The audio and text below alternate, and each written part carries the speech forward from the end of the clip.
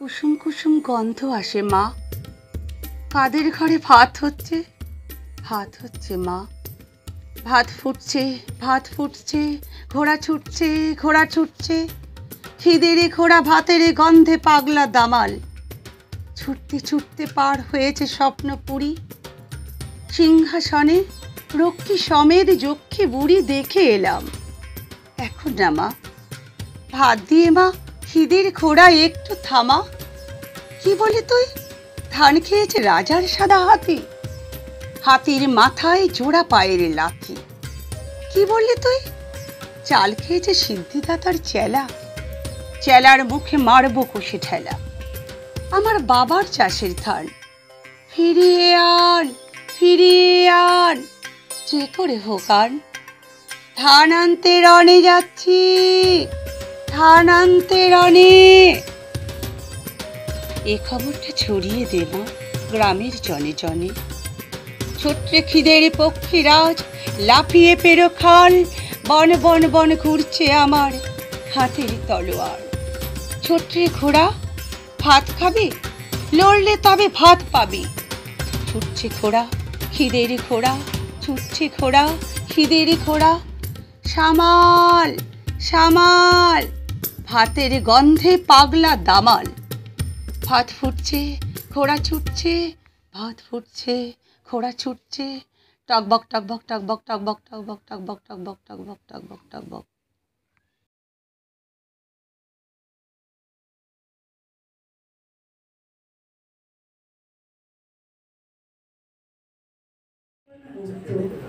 আমাদের নুন আনতে পান্তা করো, সেই মুহূর্তে আমরা কিছু কথা, গল্প ও আড্ডার আসলে চলে যাব।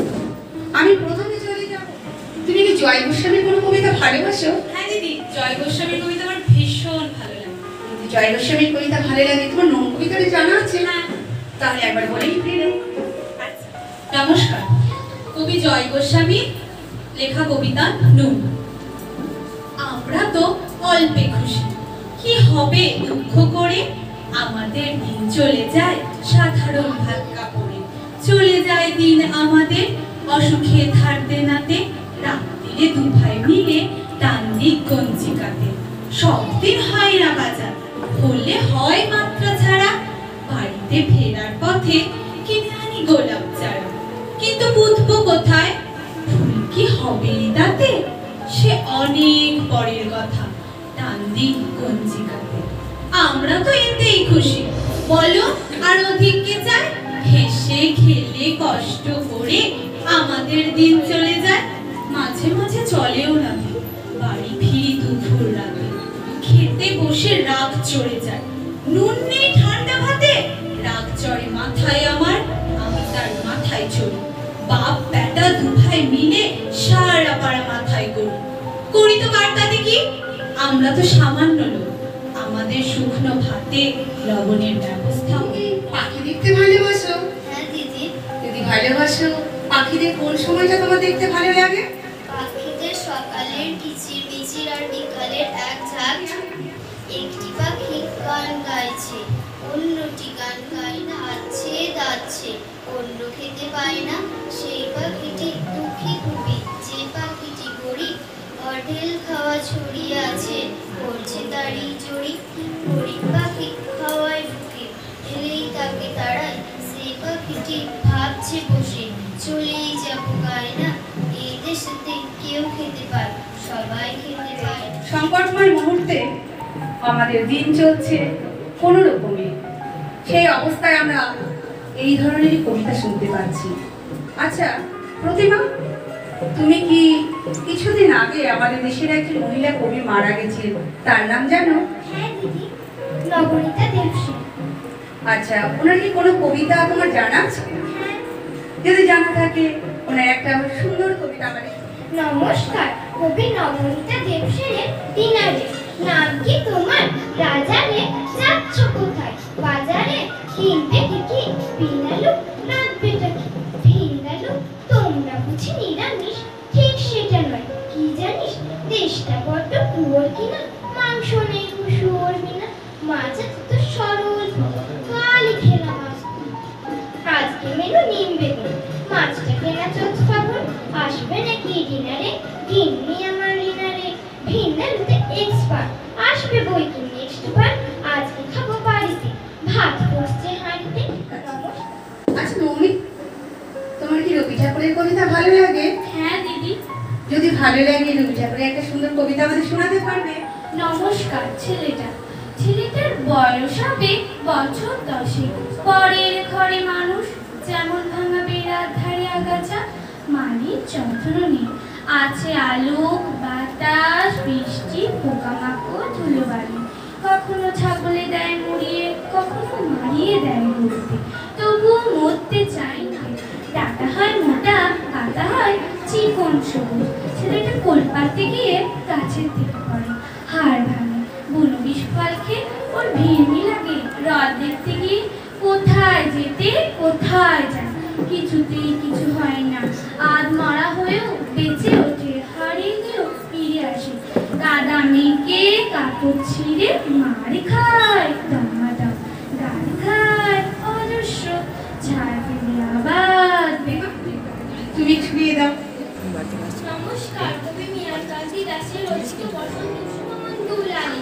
তুলিতে দেয় সারা একটা পাখি ঝিলঝি করে মাটি তুলি পাড়ার ডালে, একটা ধানের শীষে একটা পাখি আনবো নাকি ঝুলন্ত কার নিচে, একটা পাখি শ্রাবণ মাসে বৃষ্টিতে উৎসুক, একটা পাখি শিশির ভেজা বাংলাদেশের মুখ, একটা পাখি নীল আকাশে, একটা খাঁচার পাখি, একটা পাখি শলিমালে আলোয় মাখামাখি, একটা পাখি পালক বেলা, একটা শৈশব, একটা পাখি রং ছড়ালে বসন্ত। গল্প কবিতার আসর শেষ হয়ে গেল, শুনে নেব আমরা তরুণ রাজবংশী। সুখদেব মাঝির লেখা গানটি আমি গিয়ে শোনাচ্ছি। হরিনাম বড়ই মধুর, নয় রে মুখে শুধু, কর্মগুণে হরি নামে মিলবে বড় জাদু। কর্মগুণে হরি নামে মিলবে বড় জাদু।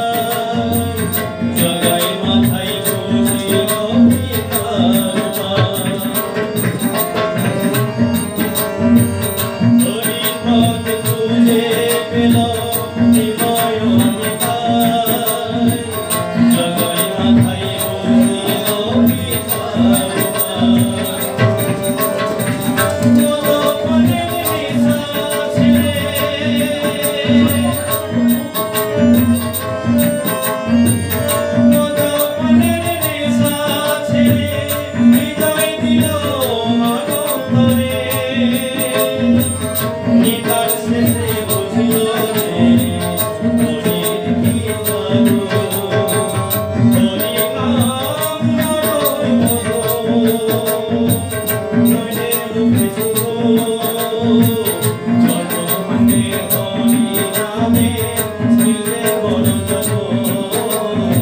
জনমনে হরি নামে মিলবে বড় জগ। জনমনে হরি নামে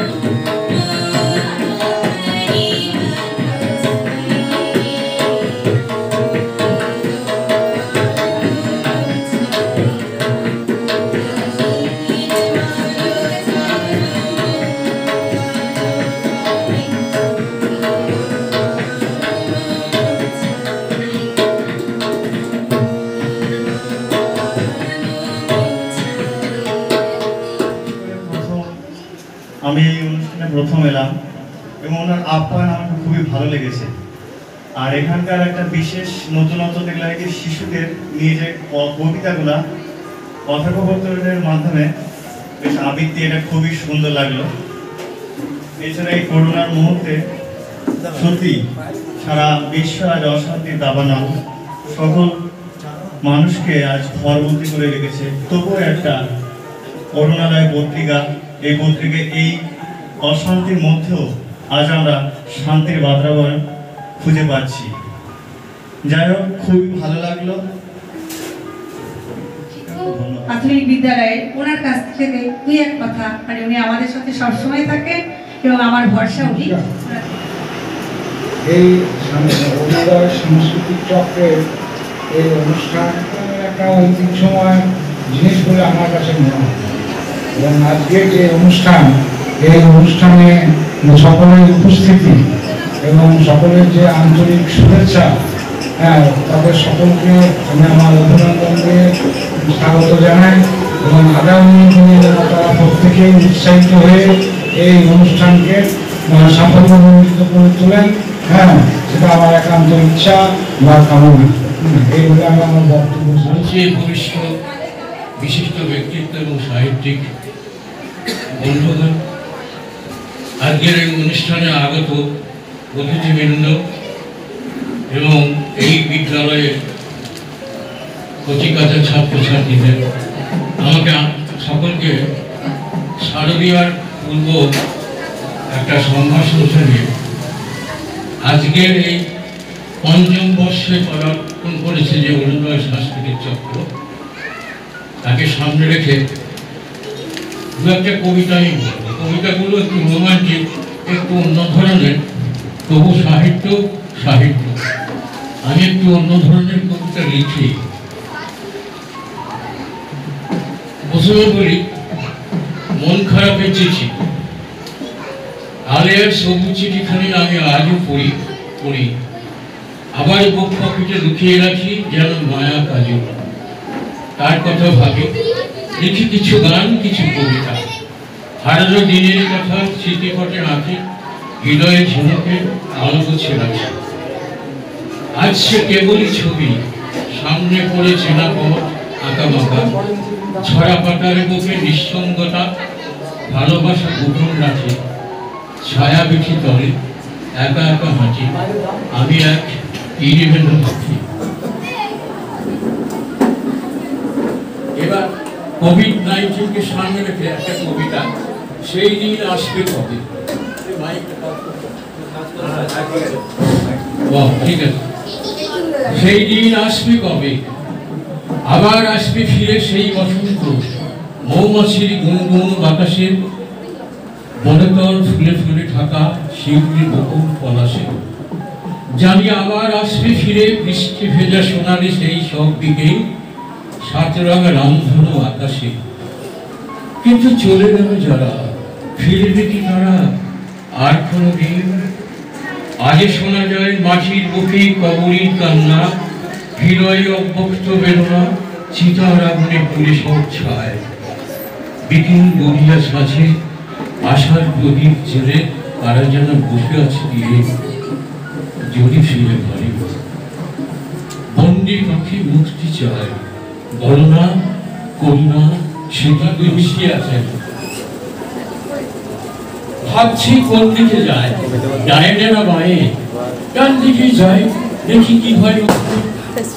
বড় সাইনবোর্ড সিএম দিয়ে লেখা ইংরেজিতে, কাটছে মাটি দেখবি যদি আয়, লেখা নিচে বাংলায়। দুপুর রোদে মেয়ে মরদে করছে কাম, পায়ে করছে মাথার ঘাম। ঢিল ছোড়া ঘুরে ঝুলি হাতে মংলু দাঁড়িয়ে, সুতরাং তারি কেমন আছো মংলু? মংলু বলে, কি মন থাকবো বাবু, গতর খাটা লোক, ছেড়ে ছেড়ে কাটছে দিন, শোক নাই মনে হয়, ইটার ভাত সবাই মিলে খায়। আমি বলি, কামের টেকা ঠিক ঠিক দেয়? মংলু বলে, লাড়ে বাবু, ই মাসে টেকা উ মাসে টেকা সি মাসে। আঙুলের ছাপলায় হরে ঘরে বুঝাই দেয়, মুখ শুকনো বুঝো না সব। আমি বলি, প্রতিবাদ করো না? শিবার সত্য কাম কাজিয়া করতে সত্য কামের জেল হলো, পুলিশ খাগানি মারল, কত লোকের হাত পা ভাঙল, হাসপাতাল গেল, আর মেয়েগুলার ছুটে পলাই গেল। তারপর কি হলো মগলু? সত্য কাম জেলে যাবার সময় বইলে গেল, তোরা ভাবিস নাই জীবন দিন থাকবি নাই, বাবুদের চুষা কাটি আর না চুষব, নতুন সকাল আসবে, তোদের কোনো অভাব থাকবে নাই। আমি বলি, মগলু তুমি বাঁশি বাজাতে না? রে বাবু, আর বাজাও না? পরিবেশ সময় বাজাই ওঠা, তারপরে দেশ তো উল্টে গেল, মানুষের মনে সুখ নাই, এখানে ভগবান তপ পাচ্ছ পাথর, পাথরের নিচে পাথর, মাটি কোথায়? গ্রামকে গ্রাম ফাঁকা, কার লিগে আর বাসিতে দুবফু খেতি বেকার গলা বাসি পড়া। এখন মোর হাতের বাসি বড় দাগা লাগে রে বাবু। আমি বলি বন্ধু, এ কথা তুমি কার কাছে শিখলে? কেন বাবু? আমার বিচিয়া ঝুমরির কাছে বাবু। ঝুমরি এখন কলেজে লেখাপড়া করে। হঠাৎ বন্ধু বলে, তুই কি কাগজের লোক? আমি বলি, ভয় কিসের বন্ধু? আমি কবি, আমি তোমাকে আহ্বান রইল। আমি অরুণোদয় যে সাহিত্য পত্রিকা, আজকে যে সাহিত্য সংকলন বা সাহিত্য পত্রিকা প্রকাশিত হয়েছে, সেই পত্রিকায় আমি একটা লেখা দিয়েছিলাম 21শে ফেব্রুয়ারির বিষয়ে। সেটি আমি পাঠ করে শোনাচ্ছি আপনাদের সামনে। স্মরণে আসে এই দিনটিতে কত মহৎ মনীষীর কথা, যাদের প্রেরণায় আজকে আমাদের এই দিনটিকে স্মরণ রাখা। বীর মনীষা, বীর বাঙালির আত্মবলিদানের পরে ইউনেস্কো দিল বাংলা ভাষাকে আন্তর্জাতিক মাতৃভাষার স্বাক্ষর। যখনই ভাবি বাঙালি আমরা, গর্বে বুক ভরে ওঠে। মাতৃভাষায় শিক্ষা নিতে মন মুগ্ধ হয়ে ওঠে। আমার মাতৃভাষা সে তো মায়ের মতো, মনের ভাব প্রকাশ করে সে তো অবিরত। সহজ সরল বাংলা ভাষায় জাগায় মনে কোমল আশা। আমার মাতৃভাষা সে তো বিশ্বজয়ী ভাষা।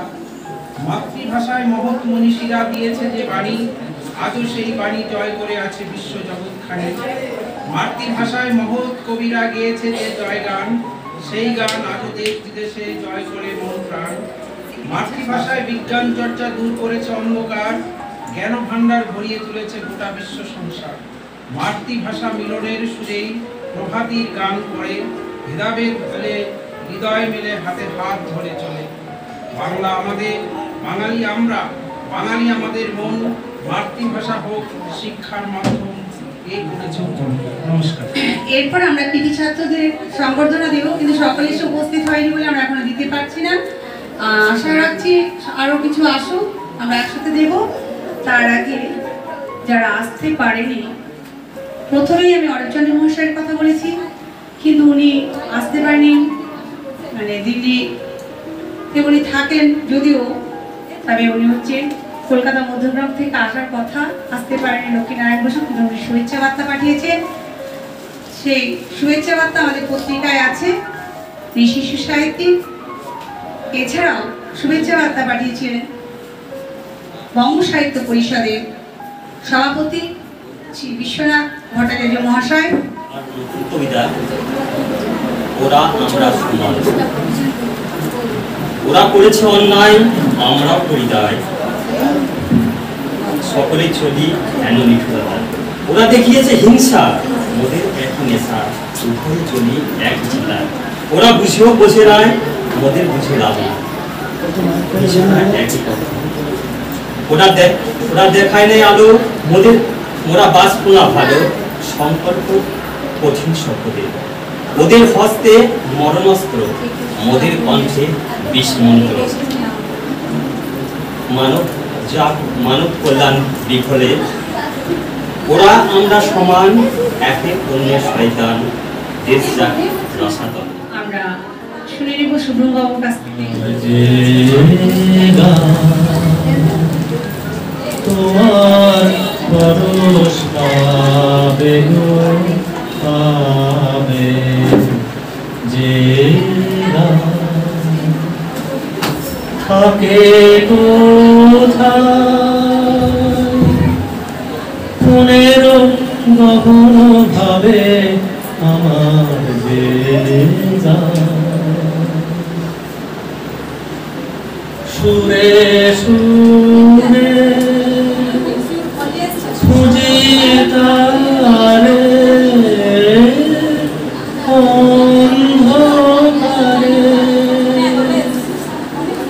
আমার যে আখি জল তোমার পায়ে নাবে,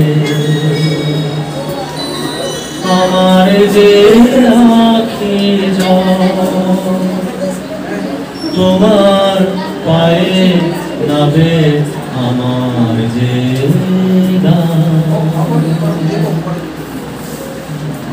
যখন শুষ্ক বৃথা কাটায় চাহি গানের লিপি তোমায় পাঠায় যখন শুষ্ক বৃথা কাটায় চাহি গানের লিপি তোমায় পাঠায় কোথায় দুঃখ সুখের তলায় সূর্যে আমার যে শেষ বাণী তোমার দ্বারে যাবে আমার যে শেষ বাণী তোমার দ্বারে যাবে আমার যে তোমার পরশ পাবে গো পাবে যে করলেন শুভ মুখোপাধ্যায় মহাশয়। এরপর আমরা কৃতি ছাত্রদের শুভেচ্ছা জ্ঞাপন করব। তার আগে একটি কথা, হয়তো তাদের প্রচন্ড পরিমাণ কর্মফল বা কর্ম উদ্যমে তারা এই সফলতায় সফল হয়েছে। তাদের সফলতা যাতে ভক্তির সাথে আরো সুন্দর ও সাফল্যমণ্ডিত হয় সেই বিষয়টিকে রেখেই আমরা প্রধান অতিথিদের মাধ্যমে তাদের শুভেচ্ছা জ্ঞাপন করব। এই নামগুলো অরুণোদয় পত্রিকার সভাপতি বলছেন, একে একে তারা এসে উপস্থিত হও এবং অতিথিদের কাছ থেকে তোমরা শুভেচ্ছা নিয়ে যাও। প্রথমে মাধ্যমিকের প্রথম গ্রাম স্কুলের মাধ্যমিকের প্রথম 10 জনকে এখানে পুরস্কৃত করা হবে। তারপর উচ্চ মাধ্যমিকে প্রথম হয়েছে গ্রাম স্কুলের 618 দোলন হাজরা হালদার দোলন হালদার।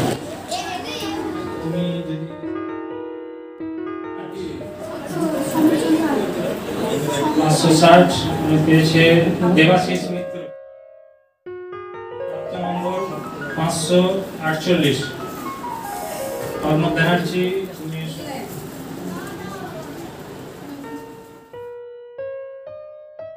এরপরে প্রাপ্ত নম্বর অর্পিতা রায়চৌধুরী 541 491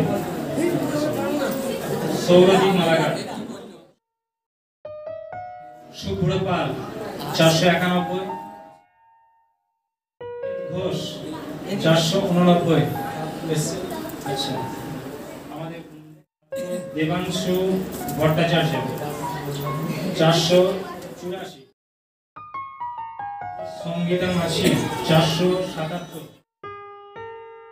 শ্রীরাম চ্যাটার্জি 460। উচ্চ মাধ্যমিকের ছাত্রের মধ্যে রয়েছে প্রথম জিৎ মন্ডল 434। অলিভা হাজরা 421। প্রাপ্ত নম্বর 421। স্নিগ্ধা ঘোষ হাতে শুভেচ্ছা তুলে দিচ্ছেন প্রাক্তন শিক্ষক শ্রী পরিত শিক্ষা মহাশয় শুভম ব্যানার্জি।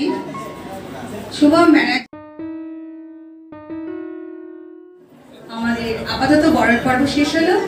এরপরে আমরা আবার সঙ্গীতে চলে যাব। সঙ্গীত পরিবেশন করবে নন্দিনী।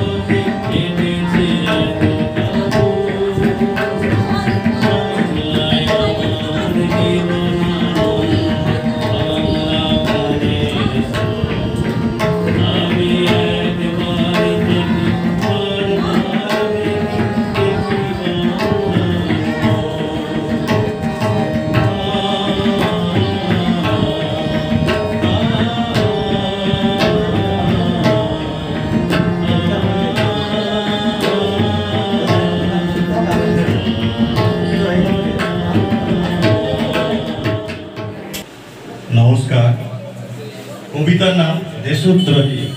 স্বচ্ছতার আড়ালে সবকিছু অস্বচ্ছ, মনের মাঝে প্রশ্ন বিদ্রোহী, ব্যাস তুমি দেশদ্রোহী। কোনো কথা নয়, বৈধব্য আইনের মার পেছে জীবন শেষ।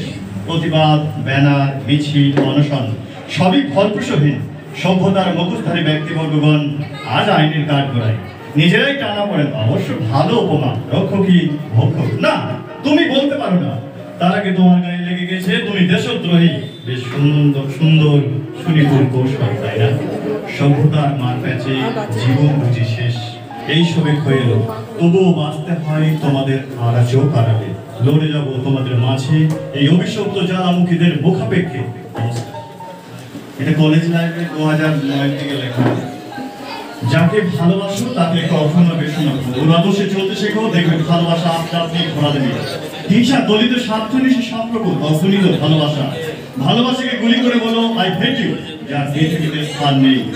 হয়তো লেখছি এটা বাসনা জেগেছিল তাই বলে ফেললাম। কি বললাম? রেডি হও, কাছে এসো, আর কাছে এসো। না, আমার ভয় করছে। ছেড়ে চলে যাবে না তো? কি হলো? বিশ্বাস করো, ভয় করছে। বুঝলে এগুলো স্বার্থপর ভালোবাসাটাকে মৃত্যুর পথে ছুড়ে ফেলে দাও, কেউ কারোর জন্য নয়। ভরসা পাচ্ছি না, ভয় পাওয়া কি আছে জানি না। স্পন্দনের অনুভূতি নিয়ে সাতন্যাসী ভালোবাসাটাকে খেলা খেলতে চাও, তোমার গরম নিয়ে সারা শরীর জুড়ে থাকবো বলো। আসলে তোমায় ছাড়া ভাবতে পারি না, তুমি ছাড়া আমার যেন দিশাহীন। তোমার অনুভূতি পাগল করেছে। আসল কথা, তুমি ছাড়া কিছুই ভালো লাগে না। আচ্ছা, এই কথাগুলো অনুভূতি স্পন্দনে বলেছিলাম। দাঁড়াও, তোমার নরম মিষ্ট গালে পাতলা ঠোঁটের স্পর্শ কি, চিন্তার সরলরেখা কি, বুঝবে এত অবিশ্বাস কেন?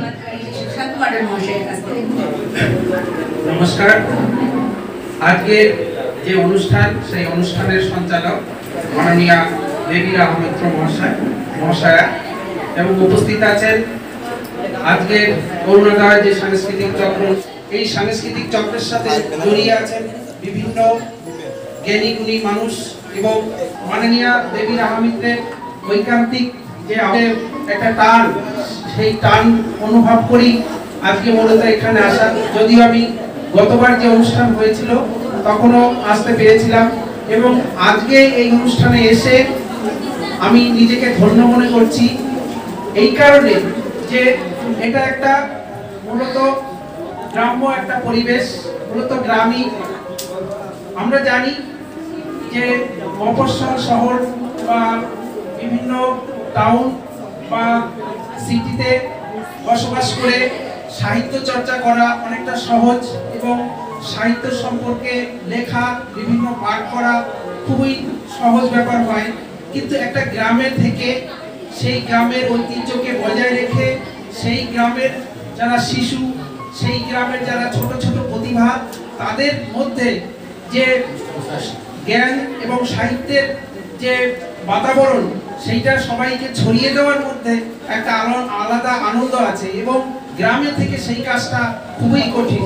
এবং আমি মনে করি যে এই মাননীয়া দেবীর আহমেদের মতন এবং মাননীয় সঞ্জয় মণ্ডলের মতন যে সভাপতি আছেন এই পত্রিকার, তাদের যে ঐকান্তিক প্রচেষ্টায় আজকে যে একটা সফল অনুষ্ঠান প্রথম থেকে আমি দেখে আসছি, সেটা আমার খুবই ভালো লাগলো।